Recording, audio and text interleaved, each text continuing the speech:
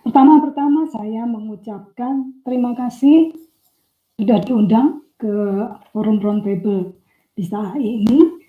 Ya, menyenangkan sekali bisa bertemu meskipun secara daring dengan para peserta webinar kali ini, di mana saya ingin sharing tentang sesuatu yang selama ini saya geluti, gitu. Sebagian dari interest penelitian saya yaitu tentang metaheuristik dan juga optimasi. Di mana di sini saya lebih agak fokus ke board game, mainan. Ya, jadi masalah optimasi itu sebenarnya kan banyak di banyak bidang gitu ya dengan berbagai permasalahannya. Tapi di sini mungkin nanti saya akan lebih khusus pada saat presentasi saya akan lebih khusus ke arah board game-nya. Tapi nanti kalau pada sesi yang lain mungkin ditanya jawab, ada yang bertanya untuk aplikasi yang lain, saya terbuka untuk diskusi. Nah, ya salam kenal semuanya bagi yang belum pernah bertemu dengan saya, mungkin sedikit perkenalan dari saya. Ya, saya asli dari Solo. Dari tahunnya bisa tampak seberapa tua saya. Kemudian mulai tahun 88 saya tinggal di Bandung untuk meneruskan studi. Saya ambil jurusan Teknik Informatika ITB. Kemudian setelah lulus S1 saya bekerja menjadi dosen di jurusan Matematika Unpar di Bandung. Mengapa saya memilih itu? Karena di Unpar itu pada saat itu membuka matematika yang sudah ada penjurusan ke arah informatika atau komputer. Sehingga pada saat Unpar membukanya, maka saya terus pindah ke prodi ilmu komputer pada saat itu yang akhirnya menjadi informatika saat ini. Kemudian saya meneruskan studi S2 saya juga di Teknik Informatika ITB. Kemudian untuk program doktor, bersyukur saya mendapat kesempatan untuk studi di Jerman. Saya mendapatkan beasiswa dari DAAD dan mulai tahun 99 sampai 2004 saya studi di sana dan akhirnya kembali lagi ke Unpar meneruskan pekerjaan saya sampai sekarang. Nah, organisasi yang aktif saya ikuti selain Aptikom seperti yang sudah disebutkan tadi, di mana saya adalah salah satu pengurus Aptikom Pusat dan juga di Jawa Barat. Saya ikut juga IEEE meskipun tidak terlalu aktif. Kemudian saya juga tertarik ke bidang UKM, Small and Medium Enterprise. Di Unpar saya tergabung di pusat Center of Excellence. Kemudian saya juga tertarik dengan bidang yang saat ini mungkin rekan-rekan sudah mulai mendengar tentang computational thinking. Saya tergabung di kelompok BEBRAS. Jadi Unpar itu ada Biro BEBRAS. Kami menjadi salah satu biro dari BEBRAS yang bertugas untuk mensosialisasikan computational thinking di sekolah-sekolah mulai dari pendidikan dasar sampai dengan pendidikan menengah atas. Dan sebenarnya riset interest saya itu orang metode formal, ya, bagaimana mengembangkan perangkat lunak dengan menggunakan pendekatan matematika. Sebenarnya saya core-nya di situ saat saya studi doktor itu yang saya geluti. Sepulang dari studi di sana, ternyata peminat metode formal di Indonesia tidak terlalu banyak, dan saya akhirnya agak kembali lagi ke sistem cerdas. Karena memang kebetulan pada saat studi S2, ya, magister saya juga bahkan mulai dari sejak S1 saya sudah bermain di sistem cerdas. Jadi saya agak kembali ke situ di mana saya banyak bergelut dengan topik optimasi, kemudian sedikit machine learning, mulai belajar machine learning, kemudian soft computing, dan juga saya tertarik dengan sistem multi agen. Ini beberapa penelitian, jadi saya beruntung mendapatkan sejumlah hibah begitu dari Dikti mulai dari tahun 2013 sampai tahun ini. Tampak di sini bahwa saya bermain-main itu dengan optimasi, ya, dengan heuristik, metaheuristik, dan juga hyperheuristik. Kemudian di saat-saat terakhir saya mulai masuk ke UKM, tapi tetap ini dari arah teori, di mana saya menggunakan suatu model matematika untuk memodelkan pertumbuhan wirausaha di Indonesia. Nah, itu sedikit tentang saya. Saya biasa dipanggil Henny, karena nama belakang saya Henny. Tapi kalau di Aptikom saya dikenal dengan nama Cecil. Jadi orang memanggil saya dengan Bu Cecil. Oke, saya akan mulai dengan presentasi, masuk ke topiknya. Ya, ini adalah outline, urutan materi yang akan saya bahas. Nanti di awal saya akan menjelaskan sedikit motivasi tentang board game itu apa dan mengapa saya tertarik untuk meneliti di bidang ini. Kemudian bagaimana board game itu bisa diperlakukan sebagai permasalahan pencarian. Kemudian di bagian 3 mulai masuk ke metaheuristik, yaitu salah satu teknik pencarian yang mempunyai ciri khas tertentu. Nanti kita lihat ciri khasnya itu apa saja. Kemudian ada sedikit case study, di mana saya akan menggunakan skripsi dari mahasiswa bimbingan saya yang mengambil topik tentang ini, ya, bagaimana menyelesaikan board game dengan suatu metaheuristik. Dan terakhir adalah bagian penutup. Nah, ya, saya mulai dengan apa itu board game. Ya, dari namanya board itu papan, ya, permainan papan, karena biasanya itu dimainkan di atas meja, ya. Board games secara tradisional adalah bagian dari permainan di atas meja, yang dimana dalam memainkan itu ada kita menggerakkan sesuatu, benda-benda, mungkin bidak atau apa begitu, terus bergerak dan ada di atas permukaan atau papan permainan. Kemudian ada sejumlah aturan dari permainan tersebut yang harus diikuti. Nah, board games yang paling populer, ya, terkenal dari zaman dulu itu adalah catur. Kemudian ini waktu zaman saya kecil, saya hobi sekali main ular tangga. Ya, ada bidak-bidak yang kemudian jalan di kotak-kotak ini sesuai dengan angka yang keluar dari dadu.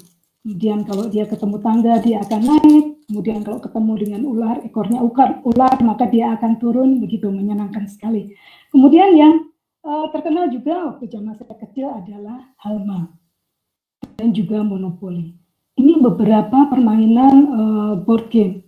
Nah, zaman sekarang board game itu tidak hanya terbatas ke yang benar-benar di atas papan, yang harus ada papannya secara fisik. Nah, board game juga sudah mulai berubah jadi seperti ini. Jadi ada sebuah perusahaan permainan di Jepang, namanya Nikoli, yang dia membuat banyak sekali permainan board game. Ya, yang ini favorit saya itu adalah Sudoku. Mungkin di antara para hadirin ada yang kenal Sudoku.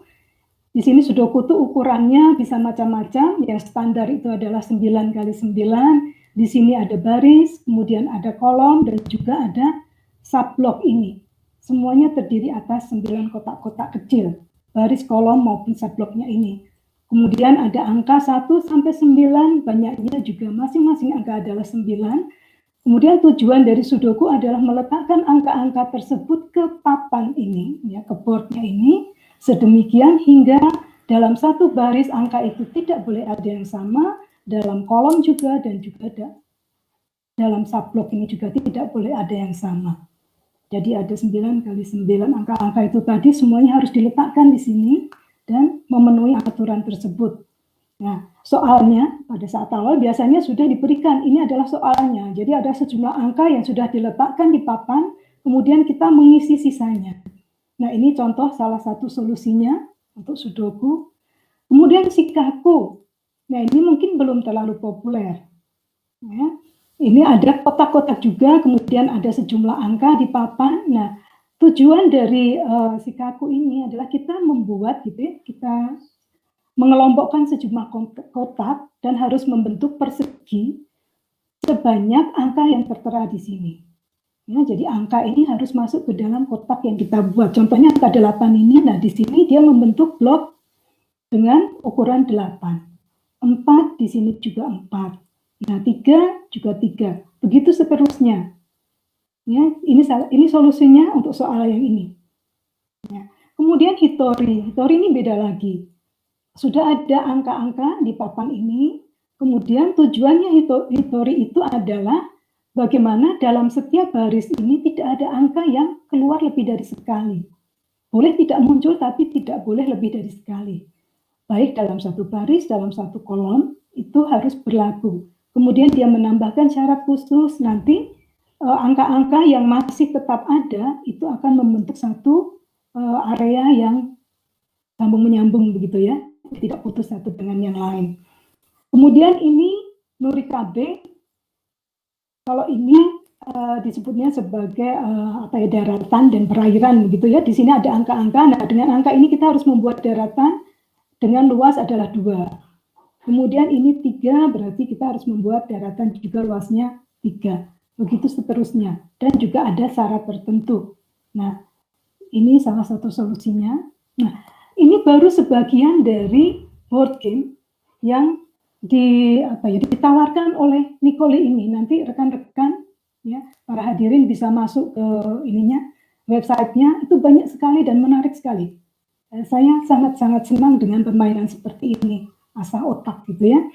Nah, terus mulai terpikir ya, wah ini kalau membuat program atau membuat sistem cerdas begitu, agen yang bisa menyelesaikan, wah tampaknya menarik gitu ya, kita bisa membuat program langsung ketemu solusinya. Bukan karena kita nggak mau berpikir ya, tapi membuat program itu sendiri adalah suatu tantangan.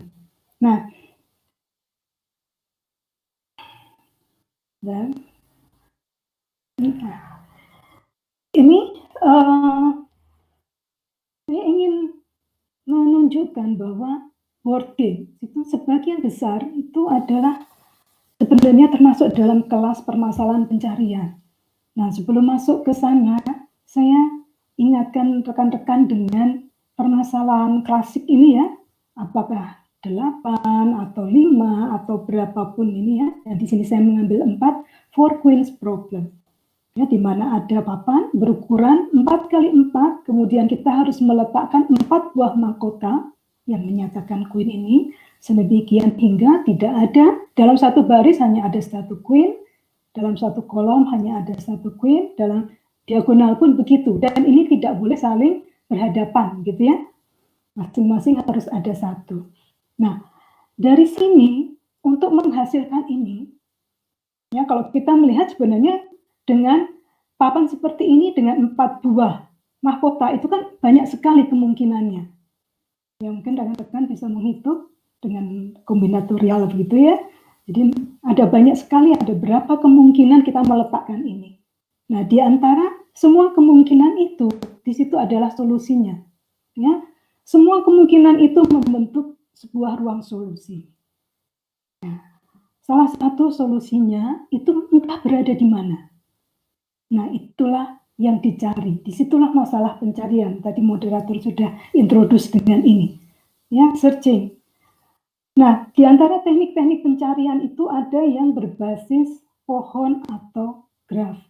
Ya, dengan penelusuran semacam ini, kita mulai dari yang kosong, kemudian coba di baris pertama diletakkan di sini. Nah, kalau baris di sini, kemudian misalnya mahkota kedua diletakkan di mana?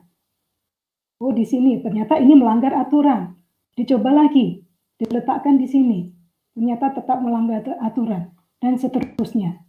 Ya, nanti akhirnya tercapailah tujuannya atau yang menjadi solusi yang kita cari. Nah, ini adalah teknik pencarian yang berdasarkan pohon atau graf. Tampak di sini pencarian itu tahap ya, 1 persatu.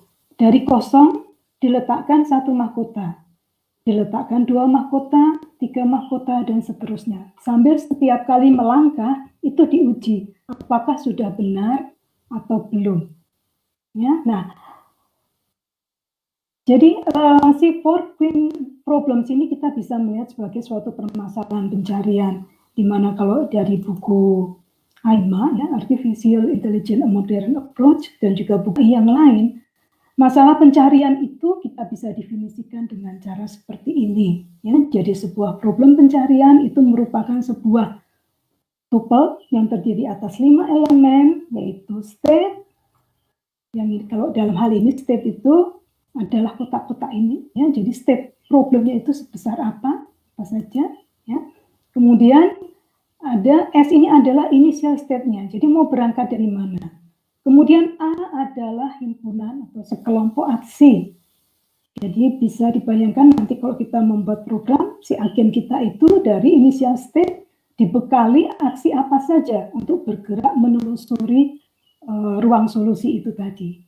Ya, nah, nanti dari aksi-aksi transisi model, aksi ini ternyata dari state ini pindah ke ini, dari state ini pindah ke yang satu lagi. Ya, itu yang disebut dengan mode transisi. Kemudian tentu saja karena mencari, ada yang dicari gitu ya, ada tujuannya. Yang itu adalah goal.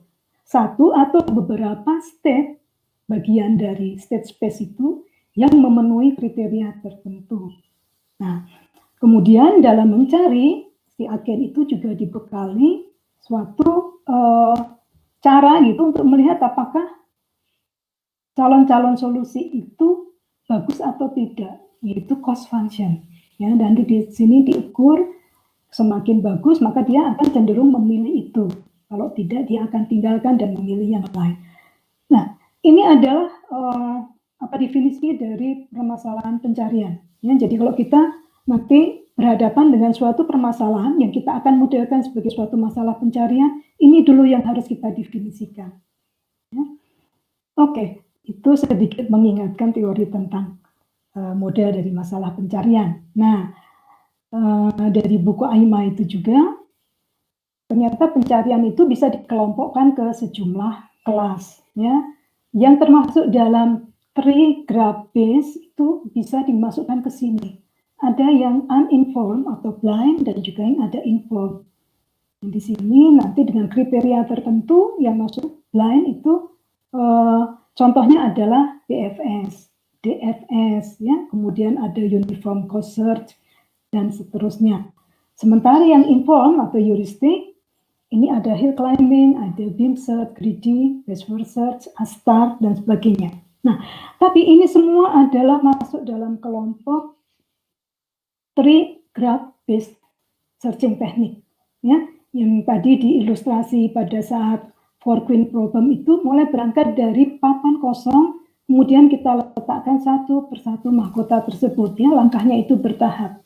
Jadi dalam mencari solusi itu sifatnya itu seperti konstruktif gitu ya, dia membuat, membangun. Nah, bagaimana kalau gitu ya, pencariannya saya tidak seperti itu. Saya tahu state space-nya itu isinya adalah seperti ini kan, kemungkinan letak dari 4 mahkota tersebut. Ya, misalnya saya di pertama kali saya kotak aja gitu ya, saya generate kemungkinan, 6 buah kemungkinan ini. Terus kemudian saya lihat, oh sorry ini sudah muncul, nah ini harusnya berhenti di sini, ini adalah solusinya. Kalau ini misalnya gitu ya, misalnya ini adalah bukan solusi, maka saya harus mengenerate ke tahap berikutnya. Bisa dalam mengenerate alternatif, itu saya berdasarkan yang ada di sini atau saya generate sesuatu yang baru. Ya, di tahap kedua. Dicek apakah ada solusi yang memenuhi ya peraturan yang ada. Nah, begitu seterusnya sampai misalnya dalam tahap tertentu akhirnya saya bisa menemukan solusinya. Ya. Sekali lagi ini harusnya bukan ini ya. Oke, maaf. Ya, udah diabaikan saja yang ini. Anggap saja ini bukan solusinya, ya. Nah, ini cara kerjanya berbeda dengan yang tree ataupun graph based search teknik tadi, ya. Ini justru dia berangkat dari kemungkinan solusi.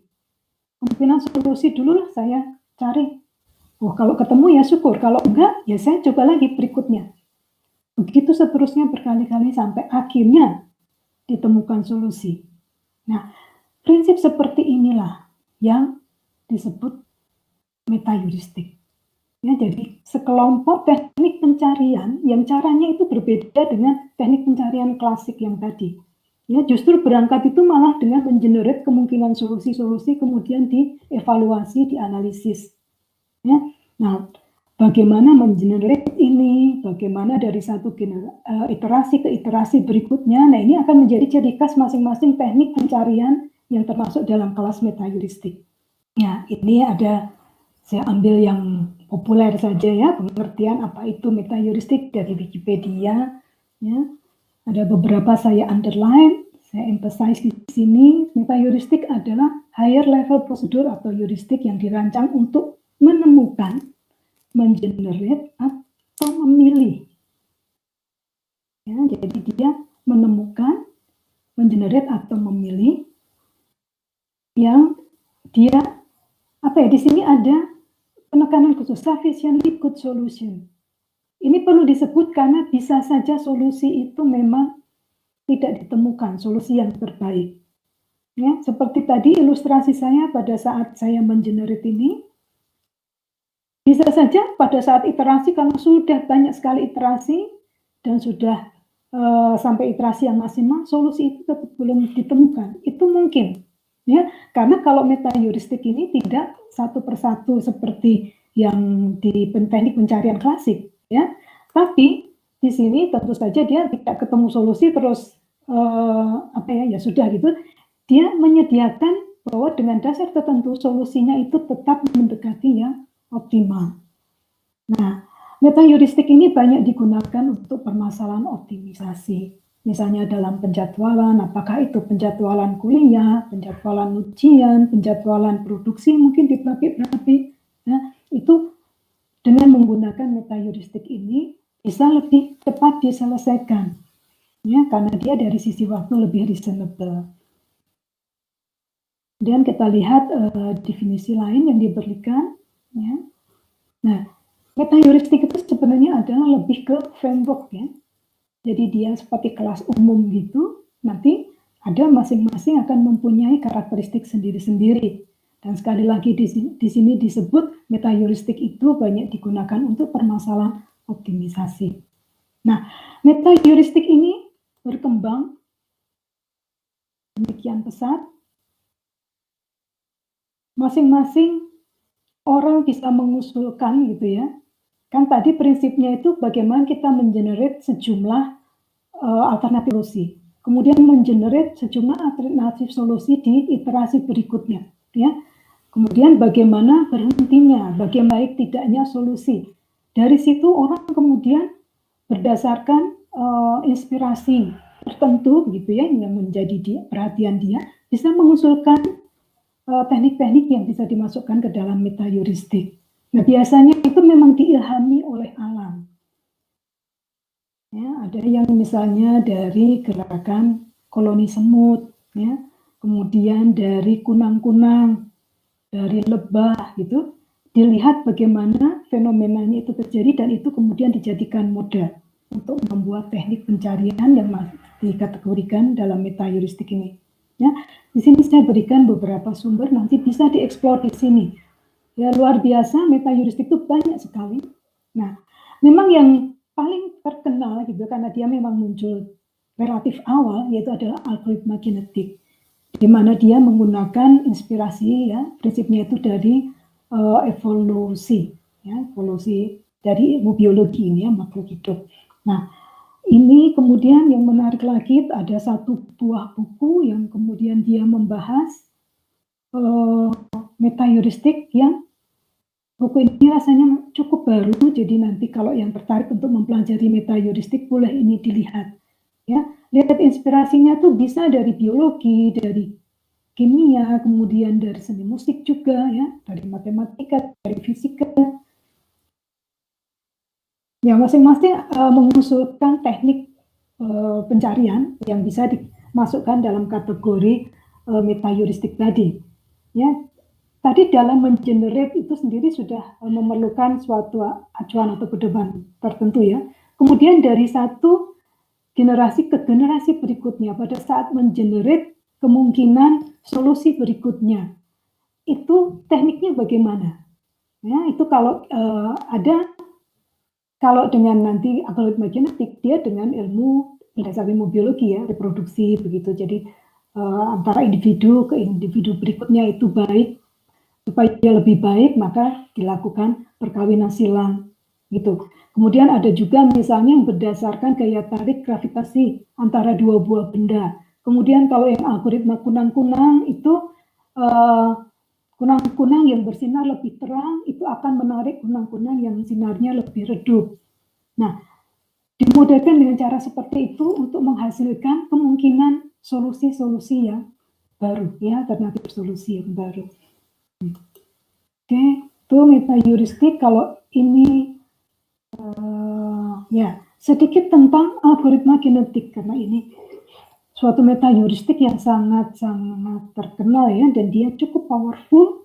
Keunggulannya itu dia karena banyak ya, sudah banyak diaplikasikan di berbagai permasalahan, khususnya permasalahan optimasi, dan cukup luas. Memang sampai sekarang, terus dari yang ide asalnya itu sudah juga mengalami perubahan, modifikasi, perbaikan begitu. Ya, sedikit sejarah. Ini ada 2 orang yang dianggap sebagai pelopor begitu ya, John Holland, dan ini adalah muridnya, David Colpert. Mereka itu yang mengembangkan algoritma genetik ini.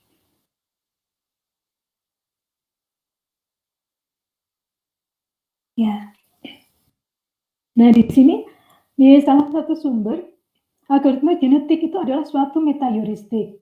Jelas ya, berarti cara kerjanya seperti itu, bahwa dia create sejumlah alternatif solusi, kemudian secara iteratif begitu mencari alternatif solusi yang lain ya, sampai ditemukan solusi yang paling optimal.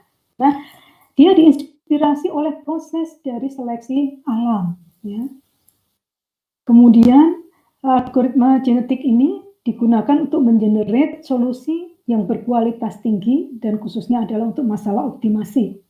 And search problem by relying on biologically inspired operator. Nah, untuk menghasilkan alternatif solusi, ini karena terinspirasi oleh makhluk itu tadi ya, reproduksi itu, maka digunakan juga ini terminologi teknik mutasi, crossover, dan juga seleksi.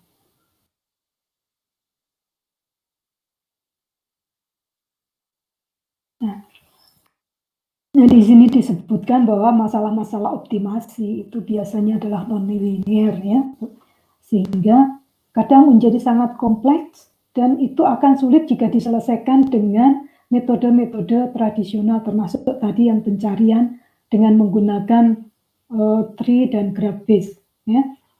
Karena kemungkinan solusinya atau ruang solusi itu bisa menjadi sangat besar.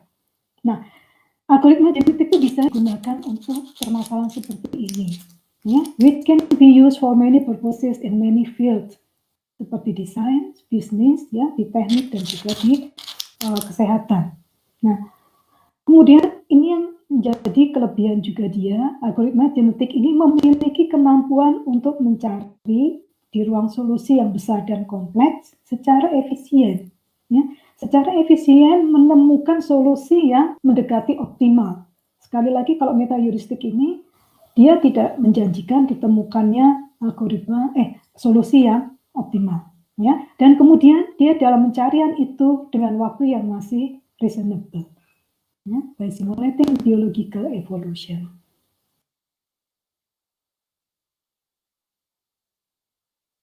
Nah, ini adalah cara kerja gitu ya, prinsip kerja dari algoritma genetik. Pertama, kita harus membuat populasi awal ya, jadi membangkitkan calon-calon atau alternatif solusi itu yang kita sebutnya sebagai individu atau disebut sebagai kromosom. Ya, biasanya di saat awal itu digenerate secara acak.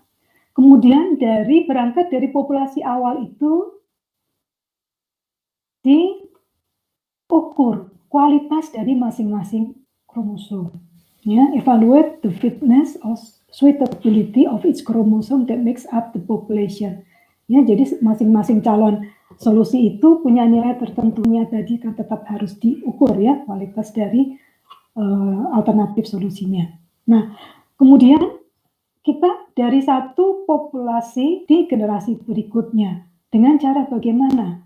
Nah, dia menggunakan operasi atau operator genetik ya, seleksi dia untuk memilih kromosom mana yang akan dikenakan crossover, kawin silang ataupun mutasi. Ya. Nah, kemudian ini dilakukan crossover, kemudian dilakukan juga mutasi, dan itu prosesnya diulang-ulang sampai sebuah populasi baru terbentuk, dan kemudian algoritma ini akan mengulangi iterasinya. Jadi setiap saat kita menghasilkan suatu populasi baru, kita lakukan yang sama, cek apakah bagaimana dengan fitnessnya kromosomnya. Kalau memang sudah ada dengan fitness yang sangat baik, yang sudah memenuhi kriteria kita, maka pencarian bisa dihentikan. Ya. Nah, kalau secara bagan bisa sederhana, sebentar, ada yang terlewat. Oke, kok terlewat ya. Tapi kira-kira seperti itu, ini harusnya ada bagan. Oke, saya ini menjelaskan ya dari ilustrasi Fortune tadi. Kalau kita ingin menyelesaikan dengan algoritma kinetik, yang pertama adalah kita harus memodelkan dia sebagai permasalahan pencarian. Ya. Nah, stepnya itu akan dimodelkan atau direpresentasikan seperti apa. Di sini kita harus mendefinisikan kromosomnya. Nah, ada banyak model kromosom itu biasanya sebagai suatu array begini, ya, di mana elemen dari array-nya ini nilainya bisa integer, ya, bisa bilangan bulat, bisa boolean, bisa real, dan sebagainya, bisa juga compound ya. Jadi sangat tergantung dari masalah yang kita hadapi, sangat tergantung juga kita pengennya modelkannya seperti apa. Nah, kalau untuk Fortune ini mungkin salah satu yang bisa digunakan adalah seperti ini. Kromosom untuk merepresentasikan peletakan mahkota. Jadi ini adalah berbaris. Setiap indeks ini menyatakan letak mahkota dari baris tertentu. Ya, ini baris 1 letaknya di 1. Kemudian di baris 2 letaknya di 2, baris 3 juga di kolom 3, baris 4 di kolom 4. Nah, yang ini di baris 1 itu di 3, ya. Di baris 2 di 2, di baris 3 itu 1, di baris 4 itu di kolom 2. Ya, begitu seterusnya. Ini salah satu pemodelan untuk permasalahan Fortune. Nah, kemudian ini kita sudah menentukan model dari kromosomnya. Nah, Fortune itu kan mempunyai aturan tadi ya, syaratnya tidak boleh dua queen berada dalam satu baris, berada dalam satu kolom, berada dalam diagonal yang sama gitu ya. Nah, itu kita bisa gunakan untuk mengetahui kualitas dari kromosom atau alternatif solusinya. Ya, jadi fitnessnya itu berdasarkan rule evaluation base. Berapa banyak aturan yang dilanggar. Seperti ini yang dilanggar berapa? 1 ya. Sorry, ini kok saya... Nah, ini karena berada di diagonal yang sama. Harusnya ini 1, sorry. 1 ditambah, ini 1, kemudian kalau ini yang dilanggar itu ada berapa? Nah, ini kan diagonal yang sama, itu 1. Ya, kemudian di kolom itu ada 2. Ini harusnya 2. Sorry, ini 1, ini 2. Kemudian ini tidak ada yang dilanggar. Nah, kok saya bisa ngajuk gini? Ini 1, ini 2 ya, rekan-rekan. Sorry, itu banyaknya pelanggaran. Nah, kemudian fitness itu biasanya kromosom dengan fitness yang besar, ya semakin fit itu kan nilainya semakin tinggi ya, logisnya kan seperti itu. Makanya biasanya terus di seper fungsi perhitungan ini tadi, seper banyaknya violasi ditambah 1. Jadi kalau ini tadi 1, maka ini fitnessnya menjadi setengah, ini tadi kalau 2, nanti tolong dihitung lagi ini, mungkin saya ada yang kelewat. Menjadi sepertiga, dan ini kalau 0, berarti 1/1 ini adalah fitness terbaik. Ya, jadi individu atau kromosom dengan fitness terbaik itu nilainya adalah 1. Ya, fitness itu bergerak lebih besar dari 0 sampai 1. Nah, kita sudah punya model kromosom, sudah punya cara untuk menghitung fitnessnya. Apalagi yang harus kita perhatikan? Nah, ini di saat awal bagaimana kita mengenerate populasinya. Ya, dengan cara seperti ini kita bisa generate random ya, kita acak, ini permutasi saja, bisa dari yang sini kemudian diacak, kemudian karena dia boleh saja kan muncul 2 kali, nah diacak aja, yang penting angkanya 1 sampai 4 dan mengisi elemen-elemen ini. Nah, nanti dibangkitkan sejumlah populasi yang diinginkan. Kemudian untuk memilih individu yang akan dilakukan crossover maupun mutasi ya, itu ada beberapa cara. Yang paling mudah adalah secara acak. Sudahlah ambil aja gitu ya. Kalau crossover kan perlu 2 kromosom, ya sudah ambil 2. Bisa seperti itu. Bisa juga dengan yang sudah memperhitungkan fitnessnya, karena kita ingin kromosom yang dihasilkan di generasi berikutnya itu kan lebih baik daripada populasi yang generasi sekarang. maka dipilih kromosom-kromosom yang memang berkualitas baik. Nah, itu ada yang menggunakan roulette wheel ini, ya, jadi fitnessnya itu digunakan sebagai informasi untuk menjerit seperti lingkaran gitu ya. Juring-juringnya itu seturut nilai fitnessnya. Jadi nanti kemungkinan terpilih dengan juring yang lebih besar. Ya, kemudian atau diurutkan, nanti dipilih sejumlah kromosom terbaik gitu ya. Kalau perlu 1 ya diambil 1, kalau perlu 2 diambil 2. Itu untuk population generation dan juga selection-nya. Kemudian, nah ini kawin silang ya, atau crossover. Ini adalah teknik-teknik standar kita dengan one point. Jadi menentukan satu batas di sini di kromosom, kemudian ini kita silangkan. Ya. Jadi kalau ini 2 buah kromosom, kita tentukan satu pembatas, kemudian ini kita ganti ya. Jadi ini 1, ini anak yang pertama ini, kemudian di yang ini isi ini diambil dari induk yang di bawahnya. Ya. Sementara yang ini tetap dari sini, yang isi di sini diambil yang ini. Ya, dari induk yang ini. Nah, bisa juga 2 points. Ya, jadi tidak hanya 1, ini di-cut-nya tapi di beberapa titik, di 2 titik, ya, dengan cara yang sama dipertukarkan dan banyak lagi. Kalau sudah baca-baca paper gitu untuk pemakaian aplikasi dari genetik algoritma untuk suatu permasalahan, apalagi kalau permasalahannya itu sangat khusus, biasanya terus para peneliti itu mengusulkan teknik crossover yang berbeda, yang spesifik untuk permasalahan tersebut. Itu untuk crossover, kemudian untuk mutasi. Nah, istilah mutan itu sebenarnya kan apa ya? Menjadi sangat berbeda dengan yang seharusnya begitu ya. Nah, ini sama kita bisa memilih random di antara isi-isi ini, kemudian kita ganti dengan nilai yang lain. Ya, jadi menjadi berbeda dari sebelumnya. Kemudian bisa juga dengan swap. Kita pilih 2 elemen dari kromosom ini, kemudian kita pertukarkan. Nah, crossover dan mutasi ini digunakan untuk menghasilkan alternatif solusi, ya, untuk mengenerate kromosom yang baru. Tentu saja mutasi ini ada teknik-teknik yang lain juga. Kemudian ini sudah mutasi berikutnya adalah elitism. Nah, kaum elit. Ya, ini ada yang menggunakan prinsip ini juga dalam mengenerate populasi di generasi berikutnya. Itu dia mempertahankan sejumlah kromosom tertentu yang menarik perhatian. Bisa apakah itu dia memang karena bagus, jadi yang bagus dipertahankan, jangan sampai hilang gitu ya. Jadi di setiap generasi dia tetap ikut, atau dengan alasan yang lain. Ya.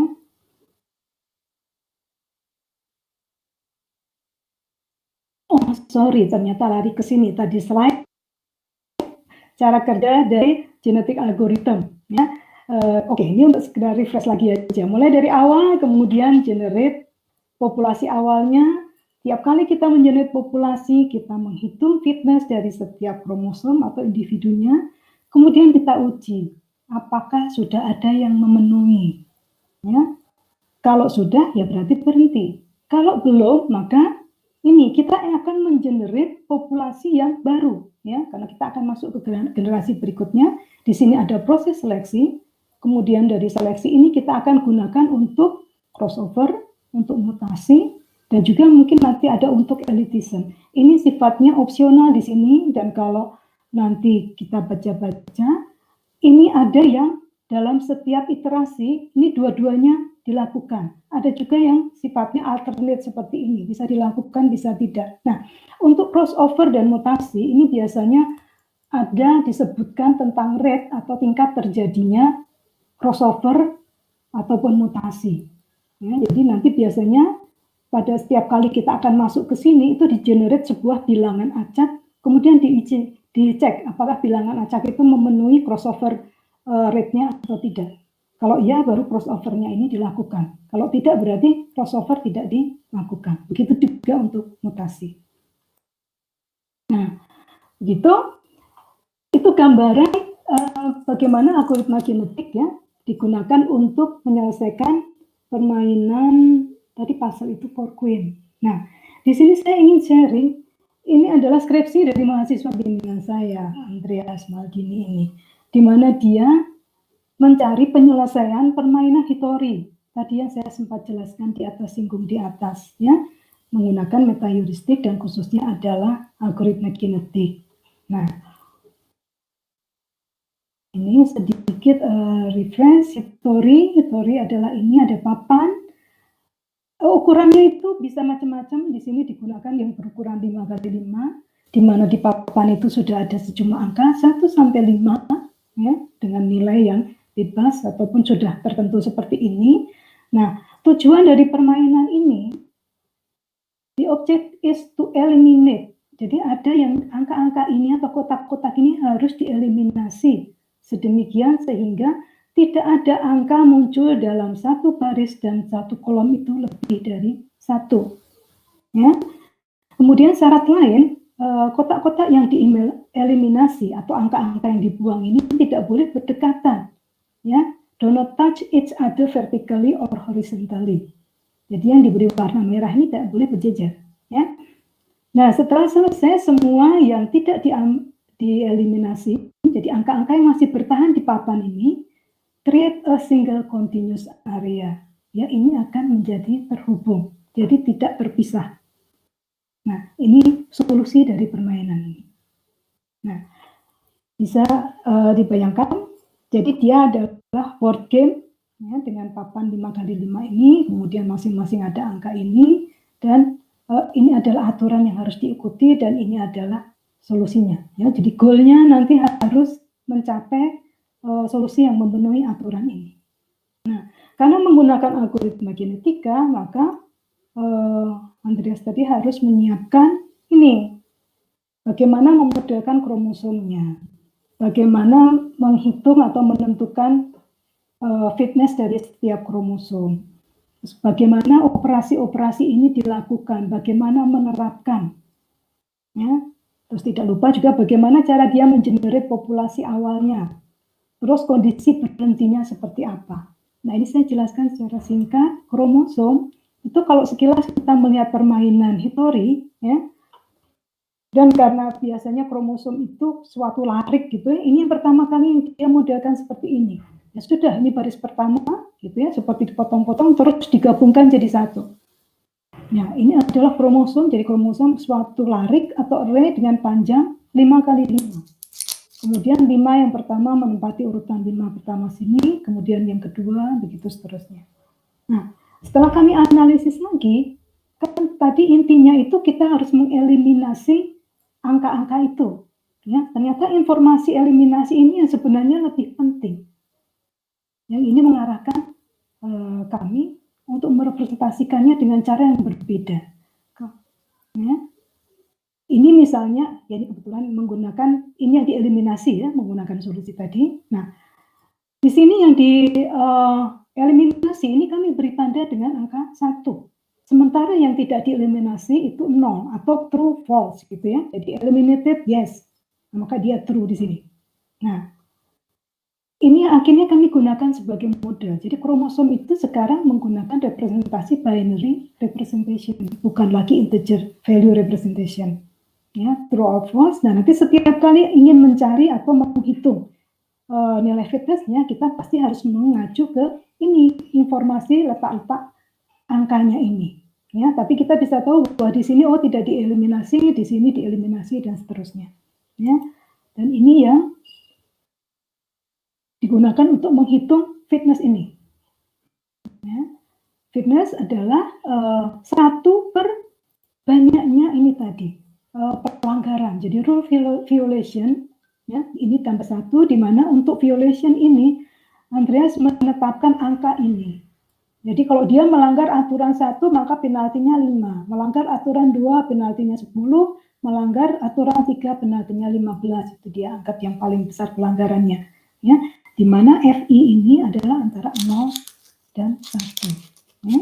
Sehingga ini sebagai contoh yang ini tadi, kalau ternyata kromosomnya seperti ini, maka nilai fitnessnya, semoga saya tidak salah hitung ya, mudah-mudahan ini saya menghitung ada 1 pelanggaran, yang di sini aturan 1, kemudian Ya, aturan 3 itu dia tidak dilanggar karena ini kan masih berhubungan ya.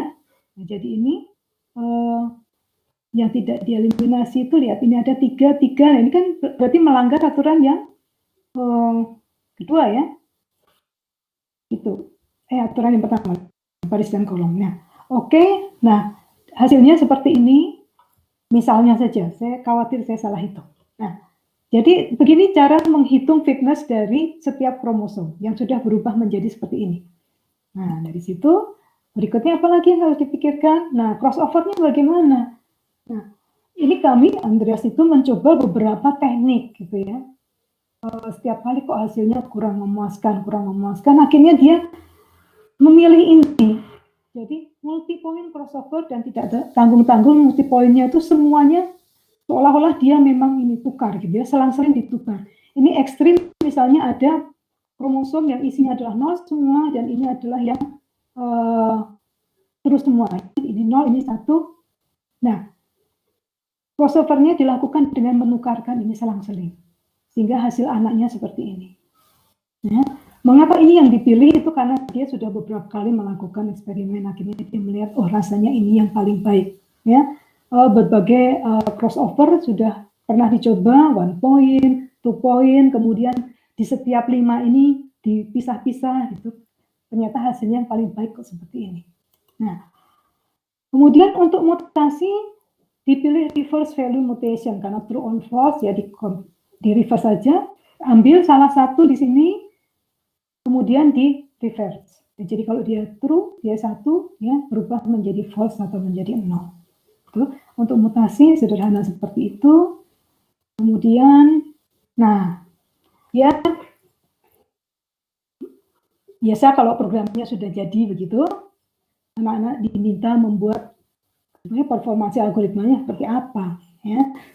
Itu tadi pendekatan yang sudah diambil itu. Nah, dia coba ada banyak yang dia lakukan. Ini dia ambil 5 yang terbaik yang dilaporkan, ya, dengan komposisi atau skenario dari pengujian seperti ini. Dengan maksimum generasi 1000 misalnya ya, ukuran populasinya 100, crossover rate-nya 90%, dan mutation rate-nya 8%. Kemudian elitism, jadi setiap generasi dia mengambil 2 kromosom yang terbaik untuk dipertahankan. Ya. Ternyata hasilnya itu ini, diuji dengan 50 soal history, yang pasti sudah ada solusinya.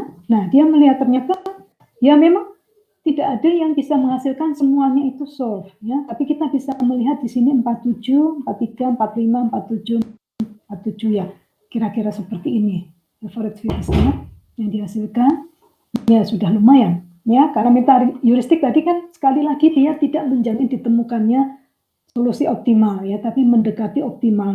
0,992 ini kan sudah sangat mendekati, apalagi ini ya. Oh ya, ini yang tertinggi. Oke. Terus ya, sebenarnya yang dilakukan ini sedikit cerita tentang skripsi ini, tidak hanya membuat solvernya ini sebenarnya ya. Solver ini hanya sebagian dari perangkat lunak yang dia buat. Jadi sebenarnya Andreas ini membangun sebuah game. Jadi saya minta supaya bisa dipakai orang untuk bermain historinya ini ya. Nah, dengan menunya adalah nanti pada saat main orang itu bisa bermain ya dengan cara klik ini, angka-angka ini. Mana yang dieliminasi, mana yang tidak. Kemudian setiap kali selesai mengisi ini bisa diperiksa apakah jawaban sudah benar atau belum. Ya, misalnya contohnya nih. Ya, misalnya pemain sudah klik, cek periksa, oh ternyata solusinya masih salah. Coba lagi, ya. Nah, bisa juga misalnya kalau mencoba lagi, nah ini misalnya akhirnya benar, ada ini, solusi benar, coba pasal yang lain. Di sini bisa ditampilkan pasal-pasal berikutnya, soal-soal history, jadi sudah ada di sini di programnya, sejumlah soal history ini yang tinggal nanti di load. Kemudian kalau misalnya orang bermain, terus catat salah-salah terus, akhirnya dia ingin meminta si program ini, dia bisa klik solusi ini. Nah, disinilah tadi si solvernya itu bekerja. dari ini, terus dia generate tadi ya dengan menggunakan algoritma genetik itu, terus dia menghasilkan solusi yang ditampilkan di sini. Ini representasi kromosom tadi, jadi nanti pemainnya itu bisa, oh ini ternyata dieliminasi, ya dia bisa ikuti yang ada di sini.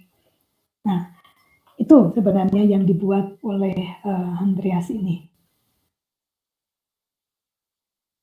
Oke, Bapak dan Ibu rekan-rekan para hadirin semuanya, itu ya saya sudah menjelaskan dari awal, mulai dari motivasi begitu ya, kemudian apa itu board game, bagaimana memodelkan board game itu sebagai masalah pencarian, setelah itu bagaimana mencari solusinya, kalau dia sebagai pencarian, teknik solusinya, pencariannya seperti apa, dan salah satunya adalah metaheuristik, gitu ya, cara kerja metaheuristik seperti apa, kemudian salah satu dari metaheuristik itu adalah algoritma genetika, dengan cara kerja tertentu, dengan mempunyai beberapa komponen penting, gitu ya, ada kromosom, ada mutasi, crossover, dan sebagainya, dan itu bisa digunakan untuk menyelesaikan permainan board game, yang khususnya adalah permainan Hitori ini. Nah, ini saya berikan challenge rekan-rekan, ya, board game, nanti tolong cek di Nikoli itu, banyak sekali, ya. Dan metaheuristik, tadi saya sudah menampilkan banyak sekali metaheuristik. Jadi di sini masih terbuka peluang untuk melakukan riset. Mungkin yang lebih serius ya, ini kan karena Andreas itu tahap sarjana, jadi tuntutannya juga tidak banyak. Tapi kalau memang untuk tingkat-tingkat yang lebih tinggi, itu kan kita bisa garap isu-isu yang lebih serius begitu ya. Bagaimana sih sebenarnya performasi masing-masing metaheuristik ini untuk menyelesaikan suatu permainan board game tertentu, ya, parameter apa yang paling berpengaruh, kemudian atau membandingkan antara metaheuristik yang satu dengan yang lain untuk permainan board game tertentu, itu mana yang paling baik dan seterusnya. Nah, topik-topik seperti ini yang saya ada beberapa gitu ya untuk topik skripsi mahasiswa bimbingan saya. Tadi ada Sudoku, ada Hitori, ada Norikabe yang kemudian menerapkan metaheuristik ini. Yang salah satunya adalah yang dikerjakan oleh Andreas ini tadi.